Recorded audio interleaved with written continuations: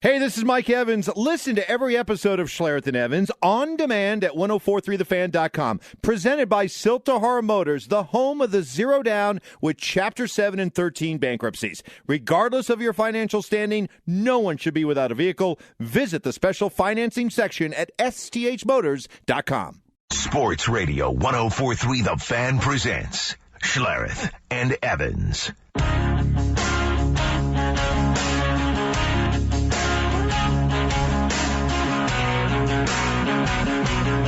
Happy Monday. Welcome to it. Zach By filling in for Mike Evans. Hopefully you guys had a great weekend. Mark Schlereth, good morning, sir. Good morning, Zach. How are you, buddy? I'm doing all right, man. What did the weekend look like in the Schlereth household? Well, my wife left town, so it was just me and the dog and a lot of mowing of lawns. And is she late for good or is she coming back? Well, I mean, I think she's coming back, but you know, you never know. I mean, you never know, right?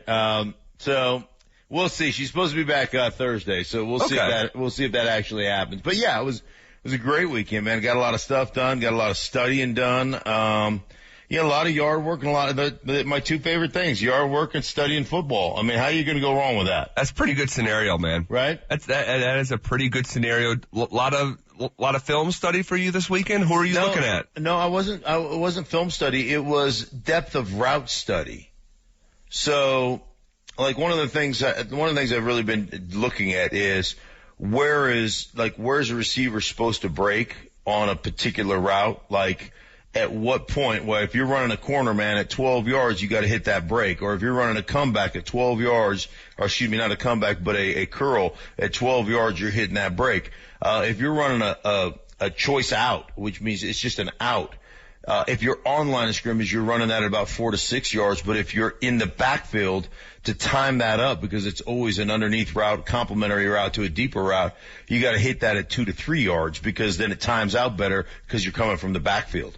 So just little nuanced things that make a huge difference. You know, you talk about it. You could talk about it with your regular partner Stokely, like how irritated or pissed off Peyton Manning would get if you broke a route earlier or you broke a route late. Right. If you were a yard earlier or a yard late, you wouldn't see the ball for another quarter and a half. You know, he'd let you know about it. Right. So all the nuanced aspects of routes and route combination and depth of receiver, and you know, we were studying Teddy Bridgewater versus Drew Lock, and there was a deep over route that Drew Lock sailed on his receiver. And it was funny because Mike was like, yeah, that was an errant throw. And I go, no, it wasn't. It was a terrible route. Mm. And that route is supposed to be complete between the hash and the numbers at 18 to 22 yards. And the receiver ran it at 13 yards. So it's not an overthrow. It's the receiver cutting the route short. So little things like that you start to study and you're like, oh, okay, I understand, the concept, I understand the timing of it, I understand the depth of it. And, who knows? I mean, it'll probably never come out in a broadcast, but at least you know it. Well, you know what? Maybe it will. With the prep before broadcast, you're never sure what you're going to use, when you're going to use it. But I'll say this, in terms of Jerry Jeudy, I remember him coming back this offseason to OTAs and minicamp, and him saying, one of the things that he needed to get better at is understanding when to be open within a play. Like, it was very in vogue a year ago to take screen grabs of, Jerry Jeudy saying, hey, look at how open, with the all 22 or what have you. Right. Like, look at how open Jerry Jeudy is right here. Can't believe they can't get him the ball. But it's one of these things where, well, within the actual order of operations within that play, is that when you're supposed to be open? Or was it a second earlier or later or what have you? Yeah, absolutely. When you're working through a progression, and you're working a strong side triangle or a middle triangle, where you have like, let's say you're running on the outside, you're running a stick or a branch route, right? Which is just a little out route. A stick is at about 6 yards, a branch is 8 yards.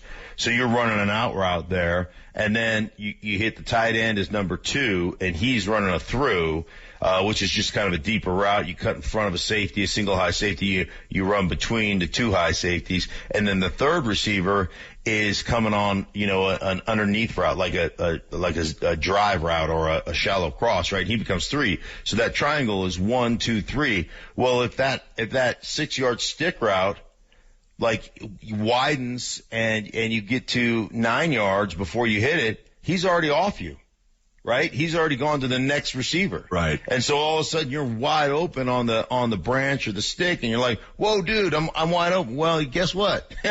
You were a half a second or a second too late. And now I've gone to the next progression in my read. So yeah, those are the little things that become really big things. And those are the things that we crush quarterbacks for that really aren't quarterbacks' fault. I was talking to my producer, and we had a meeting, and he reminded me of this meeting with a head coach in the league who said about 70% of the interceptions in this league are the receivers' faults. Interesting. Yeah, so I mean, they're running the wrong depth, they're coming out of their break too late or too early. And so then all of a sudden you get to the second, and you make a throw that you probably shouldn't make because your first receiver screwed up the route, or, you didn't run the right route, the right depth, the right timing, whatever. And so, yeah, this coach said he would estimate that about 70% of all interceptions are on the receivers and not on the quarterback. Very, very interesting. So work done this weekend by Stink. Love hearing about it. Love the nuances of it. I feel like I always learn something new when we get to really talking in depth about, this game that we love. That'll get kicked off here in, I think it's 9 days away from training camp. Going back to, your old life of playing in this league for as long as you did, 9 days before training camp, what's going on in your life? Oh, my gosh, I'm miserable. I'm like literally miserable. You're excited. I mean, you're going to kick off the season, and everybody thinks they've got what it takes to win and all that kind of stuff. But just, what a grind it is. Physically how beat you're going to be, how mentally, how exhausting it can be. And yeah, there's a pit in your stomach rolling into camp, knowing that, you set your jaw and you put one foot in front of the other anyhow, right? Because, that's what you do. Yep. But there's this love-hate relationship with it, because you just know. We used to say it all the time. We'd be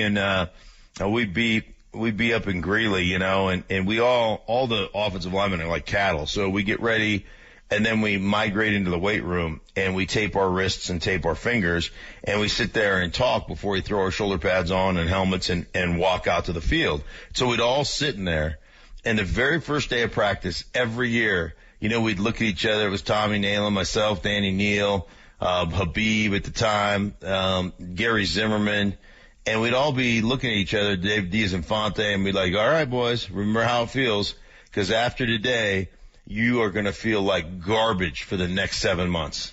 Right. And you're just like, all right, let's roll. And it was just what it was. So yeah, there's an excitement, but there's also this love-hate. Oh gosh, here we go, man. Here we go. Wow. All right. Well, we are right around the corner from training camp. We're going to be examining some of the factors and some of the dynamics of this football team as we are on the doorstep of the 2021 NFL season. And we're going to be reacting to a handful of things today. Rockies have a walk-off win yesterday afternoon. The Bucks take a 3-2 lead over the Suns after being down 0-2. So we will get into all that throughout today's show. But first, where do the Broncos stack up to the rest of the National Football League in the trenches?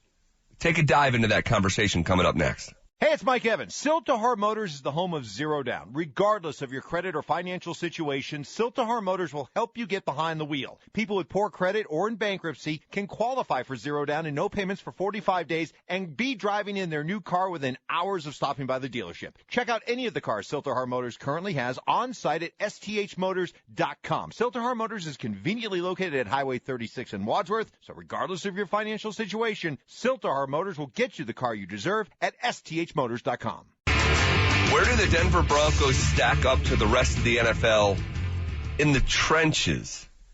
Probably a conversation that doesn't happen enough. And when we talk about trenches, we're talking about either side of the ball, of course.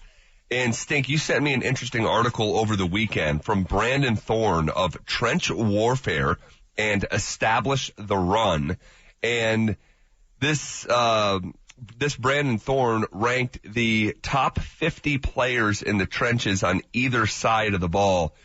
And he said, quote, the idea behind the slots for each player is based on an assessment of their overall body of work until this point, coupled with a projection for expected performance in the 2021 season. So, as you would imagine, like the number one player on his list in the trenches, it's kind of almost a default answer. It's Aaron Donald. Like, right. Aaron Donald is, man, I don't know if we've ever seen anything like Aaron Donald before. Well, I've said it many, many times, and people get mad at me, but he's the best football player in the National Football League, bar none. And regardless of position, and some of it, I understand the importance of the quarterback position. People go, oh, so you'd rather have him than Patrick Mahomes. Of course not. I mean, that's silly, right? Because the quarterback is going to touch the ball and affect the game on every single play offensively. But Aaron Donald is a freak level. I mean, he's like nothing we've seen. And so the guy is amazing, and he is in his own category, right? Yep. He's like the freak level. And Brandon Thorne is a guy I've known for quite some time who he's really been putting in the work over the last, I don't know how many, almost decade of just doing nothing but studying the trenches, studying the front seven and studying, offensive line. So he does a good job. I've done several podcasts and several different things with him over time. So anytime he throws something up, he's one of the guys that I read and one of the guys that I look at because it's always pretty interesting. Yeah. And real quick about Aaron Donald, not to get too far down a rabbit hole here, but he's 30 years old. From an accomplishment standpoint, Aaron Donald doesn't need to play another snap of football to go into the Hall of Fame. He's 30. Yeah. I mean, this dude walked in the league, was NFL Defensive Rookie of the Year. He's been the Defensive Player of the Year 3 times since then. Yeah. It's just insane. 6-time first team All-Pro. Just over the top coming out of Pitt. So as you would imagine, he's your number one on this top 50 players in the trenches. It goes like this. Here's like the top 10. It's like Aaron Donald, number 1. Zach Martin there with the Cowboys, number 2. Myles Garrett, number 3. Joey Bosa, number 4. Trenton Williams, number 5. It goes on like that. Quentin Nelson's in the top 10. David Bakhtiari.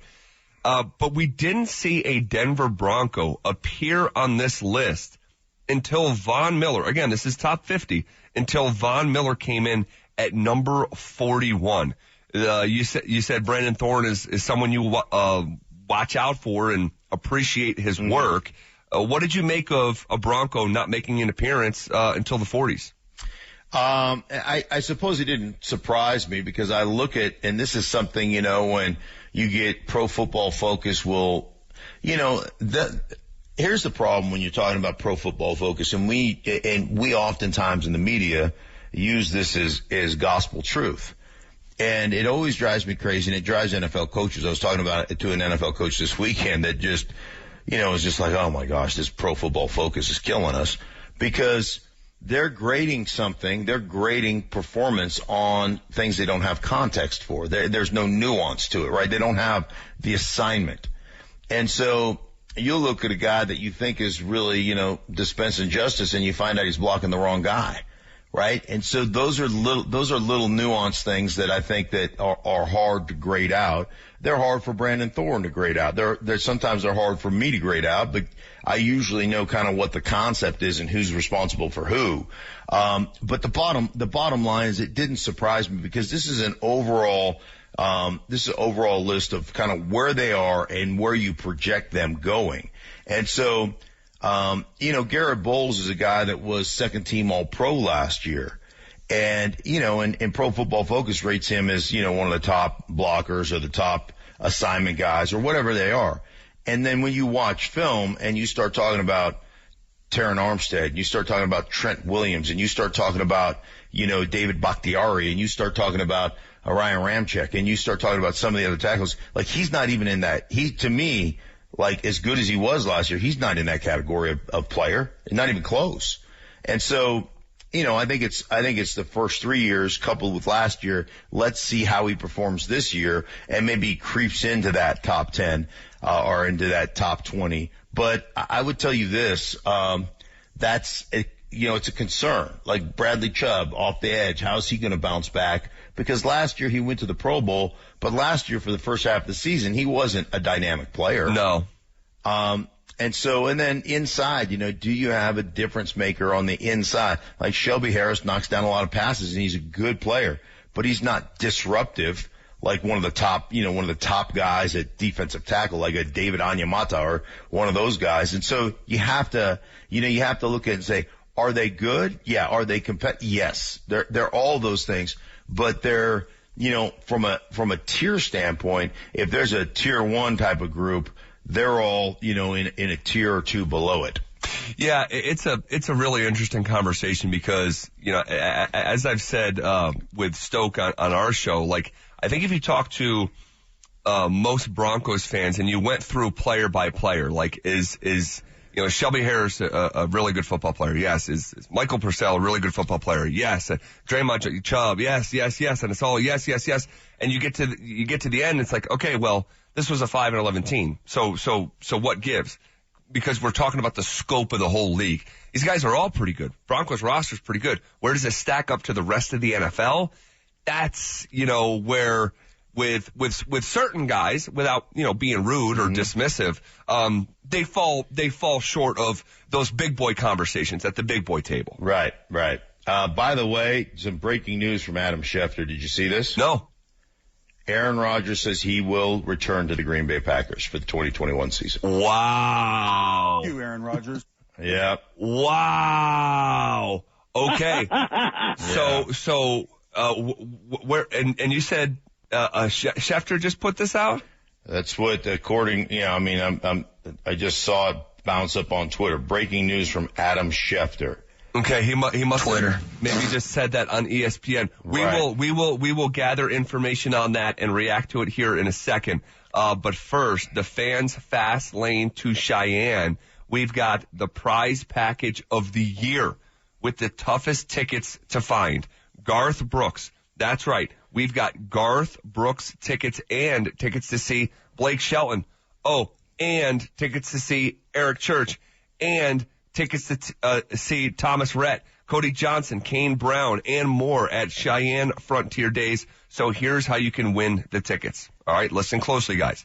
Tomorrow and Wednesday, Schlereth and Evans, Orlando and Sandy, Stokely and Zach, and The Drive will reveal a different word each show of our Fast Lane to Cheyenne phrase. Just listen for this sound. Once all 8 words have been revealed, the first caller who can tell Richie the entire Fast Lane to Cheyenne phrase will win the grand prize and all of those tickets, including Garth Brooks. But you need to be listening to all 4 shows, both Tuesday and Wednesday, to get the entire phrase. Best of luck. Pretty cool promotion we have going on here at the Fan. All right, we will react to what Stink just learned, as well as Will Barton. We have an update on the Nuggets and the Colorado Avalanche and off-season news. We'll take a dive into that in the Morning Brew coming up next. Good morning. Morning. It's time for your Morning Brew. Things are gonna get weird. You're gonna eat lightning and you're gonna craft thunder. Okay, this guy needs coffee and crullers stat. You know what can really help you sort through these important issues? What? Orange mocha frappuccino! Damn, Jimmy. That's some serious gourmet shit. Let's get it on. Will Barton into the game for Denver. Second game back from a hamstring injury, missed 20 games with. Knows he is putting himself at risk, but wants to be out there, and they need him. Yeah, I tell you, he told me. He's looking over at Richard Jefferson saying, I told you, timeout Phoenix. And that is sounds from TNT, a Will Barton highlight. Will Barton has declined his $14.7 million player option for the upcoming 2021-2022 NBA season and will become a free agent. Although there is a thought that he could be opting out of this to redo a new deal with the Denver Nuggets, maybe his last deal. He is the longest tenured Denver Nuggets. Stink, do you think that the Nuggets and Will Barton eventually get back on the same page and do a long-term deal here? Well, I hope so. I mean, he's a valuable asset. He's a good player, and they need good players, and especially, at the guard position. So, I would ask you, I mean, what is his value? I know the NBA is crazy with max contracts and the way they spend money, but, that's one of the weaker positions. Obviously, it was weakened last year with the injury to Murray, but and Barton's hamstring last year. So, I mean, it was certainly one of those things that was glaring when you got into the playoffs, a glaring need. So I'd hope they'd find a way to restructure or redo a deal there. Next in the Morning Brew.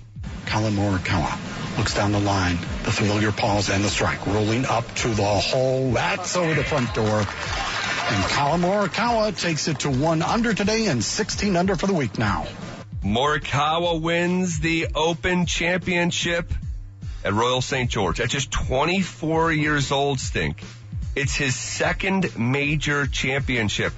He's just the 8th golfer in history to win 2 majors before the age of 25. I think that maybe we should start really paying attention to this young man. Dude, I watched that yesterday. I watched the final round. You want to talk about unflappable. You want to talk about some of the great par save putts that I have ever watched. That dude was unreal. I mean, just unreal. And at 24? Yeah, 24.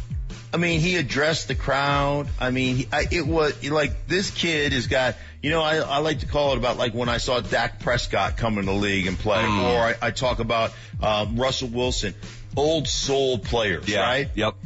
Guys that look like at 23, 24, they have the maturity of a 35, 36-year-old when they walk in.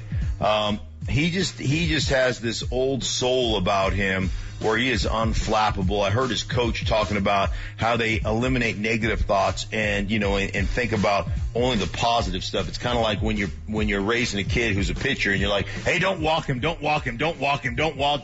And then, sure enough, you're going to walk them. You got to have the positive, the kind of the positive mental attitude, right? And it was just really cool, man. It was a great tournament to watch, and Jordan Spieth was pushing hard, and to feel him ahead of you, pushing and chasing you, and to never waver, I just thought it was amazing. Next in the Morning Brew. Just past the midway point of period 1 in game 1. Pass across.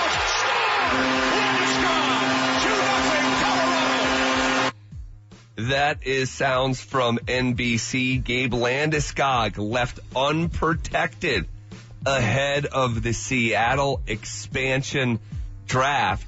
This is, not quite as simple as, that statement would suggest. He's got an opportunity to negotiate with Seattle here this next week. And then if they don't get something done, there's an exclusive negotiation with the Avs. And then after that week, it'll be open to the whole league, but certainly this is tricky here, Stink, when you talk about expansion drafts, which players to protect, which players not to.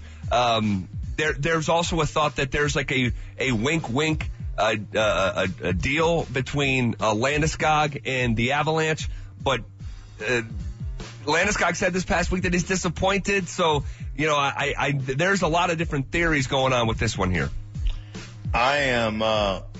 I'm surprised. I hope there's a wink deal. I hope.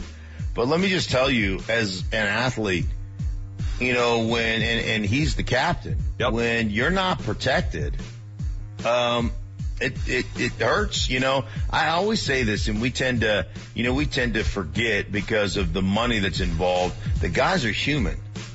And I just know how I would react. It's like when there was Plan B free agency when I first came in the league. Most of you don't know what that is, but there was Plan B free agency. So, you got to protect a certain amount of your roster, and I think 15 or 16 guys or whatever it was were unprotected. You could sign with anybody, and at that time, it was big money for those guys. They were also ran players. Man, I ran to the paper every day back before the internet. You'd run to the USA Today to see who was protected and who was not when it came out. And, if I was unprotected, man, it would have been hurtful. So I tell you for Gabe Landeskog, there's part of me that thinks, that's a little, punch to the gut from a pride standpoint, and you might be willing to test the waters and, see about playing for the Kraken. And just a quick note on this, I think it's funny that just the dynamic between the two leagues, like there's a headline from Yahoo that says Landeskog reportedly seeking astronomical amount in free agency, and that amount is $9 to $10 million a year. You look at the NBA, Will Barton just declined a $14 million option, and he's like the 5th best player on his own team. Landeskog's one of the best players in the whole league. So just interesting to see the financial dynamics there. Next in the Morning Brew. Booker driving. Chicken wings again. In the lane. Holiday rips it away. 16 seconds to go to Giannis. Slam it! How about that? It's Drew Holiday with the steal, taking it away from Booker. Are you kidding me? Bucks radio. The Bucks were down 0-2. They're now up 3-2. That play you heard just now. Holiday with the two-handed dig down with just seconds left. Throws it over the top. Coaches around the country are saying, what are you doing? Wait, why are you throwing it alley-oop? We have a lead with just seconds left. But Giannis goes to the top floor, flushes it on Chris Paul's head in what will be on the NBA Finals highlight reels for years to come. How about these Bucks, Stink? Dude, and they're down 16 in the first quarter. Yep. I mean, it was a runaway, and you want to talk about flipping the switch in quarters 2 and 3 and the way they played. Now, I'll give the Suns a lot of credit for coming back and making that thing tight. But the bottom line is, when I look at it, I think two things. I think, one, just the overall grittiness of the Bucks is impressive to me, right? And two, how about Drew Holiday, and not on both sides of the court. What he's doing to Booker defensively, even though Booker, scored 40 points. But when they made a switch there in the second and third period, I thought that was a difference maker, and him being able to put things down on the offensive side as well. No question. And just a quick house cleaning item on the way out here. I know you said, hey, Schefter reporting that Aaron Rodgers is going to report to camp. Little bit of misinformation right now on the internet. So in the ever-changing world of fake news and fake accounts, I got duped. It looked like a Sports Center report. I was like, oh, and I just read it, so I was like, oh. But that's a completely fake account. So nothing to see here, people. Keep moving on. Aaron Rodgers is going to be the Green Bay Packer, and not going to be he's coming to the Broncos, people. Confirmed. Yes. Hey, by the way, here's how I know, and I know a lot of people give me grief, but here's how I know when I reported that they were talking and it was close to a done deal during the draft. Yeah. Here's how I know that I was onto something. The Broncos called me. And they didn't deny it. They didn't say, hey, that's not happening, that's not going on. You know what they asked me? Who's my source? And they said, did Aaron tell you this? They never one time ever denied it. So I know something was going down I know they were talking. It certainly hasn't happened yet, but it doesn't mean it's not going to happen. We will continue to track it. Thank you for clearing that up, by the way. Yeah. No worries at all. All right, training camp is 9 days away. Outside of the quarterbacks, what is the most interesting thing to watch for on day one? We'll take a dive into that conversation with James Marillac coming up next. Broncos training camp. Just 9 days from now, and outside of the quarterbacks, what is the most interesting thing to watch for on day one of Broncos training camp? James Marillac from DenverFan.com is with Stink and myself being Zach By, filling in for Mike Evans this morning. James, how would you answer that question? Outside of the quarterbacks, you're out there day one. Where do your eyes go? Well, that's a really good question. I guess for me, I'm going to start with what we all think is the strength of this team, and I want to see how those cornerbacks all look, right? They've got 4 guys out there that, potentially could be, number 1 corners on any other team in the league if you include the rookie in Surtain. So I want to look at the strength and see if that's as good as we all thought. Now, it has been in OTAs and minicamps. I mean, they all look the part. When they're out there, the Broncos offense has a hard time, moving the football and completing passes. So I'm going to start with that, because if that's as good as advertised and looks as good as we all think it's going to, then, hey, maybe this defense can be what we thought. If that starts to look, as camp goes on, like maybe it's not a strength as much as we thought, boy, then it's time to start worrying. So I'm going to start with, you know me, Zach, going positive. I'm starting with the strength. Love it. So that's who you are. Right. That's right. Right on brand. Yeah, I think there's two things that I'm really interested in. I really want to see Von Miller, and just what he looks like. But from a camp battle standpoint, a place where I thought the Broncos probably had kind of an elevated opinion nationally, but when you get behind closed doors and you talk to other NFL personnel guys and coaches and general managers and stuff, I think it was probably more of a weakness, and that's at the running back position. And I think that's why you saw free agents. That's why you saw the draft pick moving up to get Williams. I'm really looking forward to watching that competition and see kind of who rises to the top. Yeah, no, I'm with you. You move up to take Javonte Williams for a reason, for sure. So how does he look? Is he a rookie that can contribute in year one? That'll be interesting. The other part of it is, in the second half of the season, Melvin Gordon had some moments for sure. Yep. I mean, the game at Kansas City, they lose 22-16. For the most part, they're in that game because Melvin Gordon was great that night. Mm-hmm. He helped the Broncos control the clock. He kept Patrick Mahomes standing on the sideline. So, are we going to see that version of Gordon, or are we going to see the guy that early in the season, and I think this was primarily because he was splitting carries with Philip Lindsay, and he was kind of like the boxer who could never get his lather going, right? He was constantly on the sideline, and you get kind of cold, then you come in, you're getting the football, and he had the fumble issues early in the year. That sort of, went away, and he was a much better back in the second half. So, which Melvin Gordon do we get? How does Javonte Williams look? When I was down there for OTAs and minicamp, I mean, there's a guy who most people don't think is going to make the roster, but Royce Freeman was more involved with the first-team offense than I thought he would be. So I would say don't count him out. Maybe the old back against the wall kind of thing, and we start to see what we all expected of him as the third-round pick. So that's an interesting position for sure. And you're right about Von Miller, because, I talk about how, hey, if the corners are as advertised, this defense can be pretty good.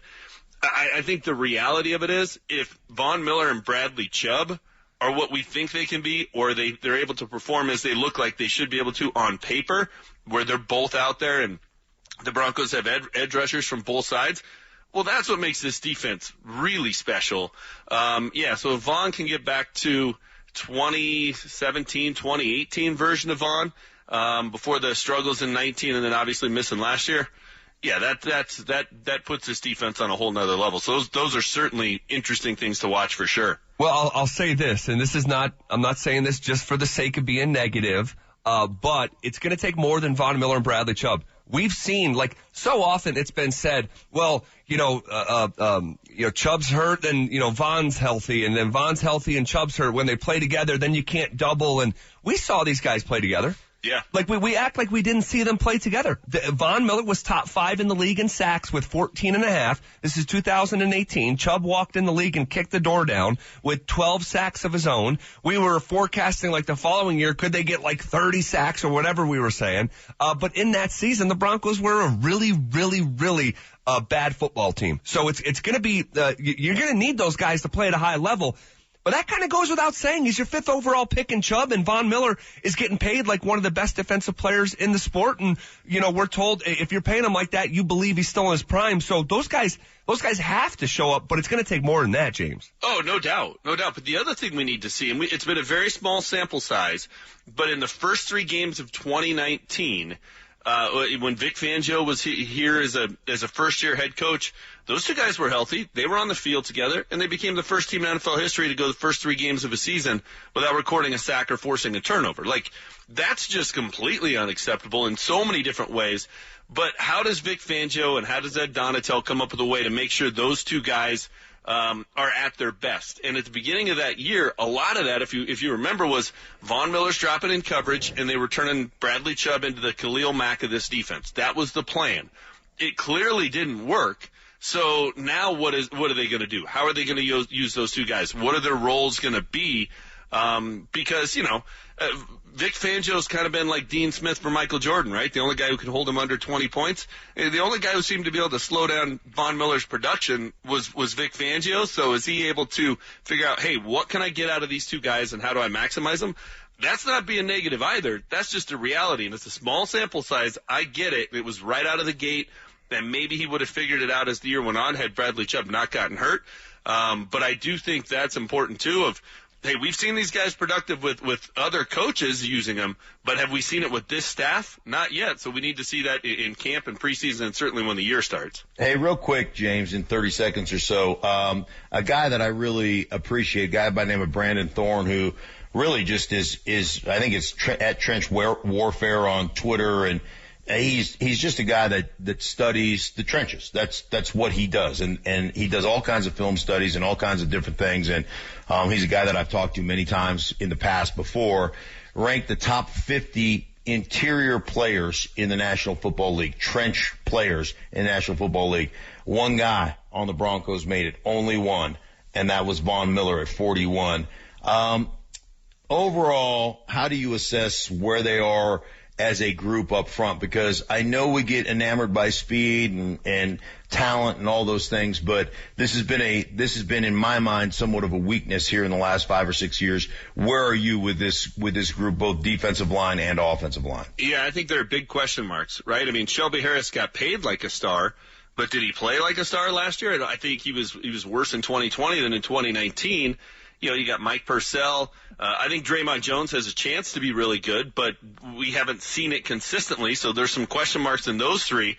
And then on the offensive side of the ball, and Stink, you would know this better than anybody, but, you hear people who know that job and that side of the ball in the offensive line. Say Dalton Reisner struggled last year.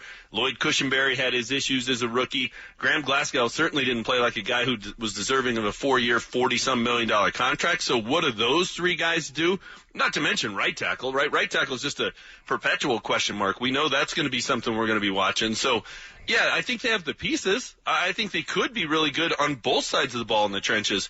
But to say they don't have questions there heading into camp, I think would be overly optimistic. James, thank you very much, and we'll check in with you later this week. All right, fellas. Thanks a lot. All right, there he goes, James Marilat of DenverFan.com. All right, someone close to Aaron Rodgers gave his prediction on what he thinks the MVP will do in 9 days when teams report for training camp. We'll tell you who said what coming up next. Hey, it's Mike Evans. Siltahar Motors understands sometimes bad things happen to good people. That includes bankruptcy. If that is you, you can still purchase a car at Siltahar with zero money down in almost all cases. This is a program they've been doing for 25 years. The dealership itself is almost 60. Family-owned business that is proud of their reputation and proud to be a huge part of the Broomfield community. If you file bankruptcy, Siltahar Motors can help. Zero down and no payments for 45 days in almost all cases. Contact Team Zero Down at 720-446-9222 or online at sthmotors.com.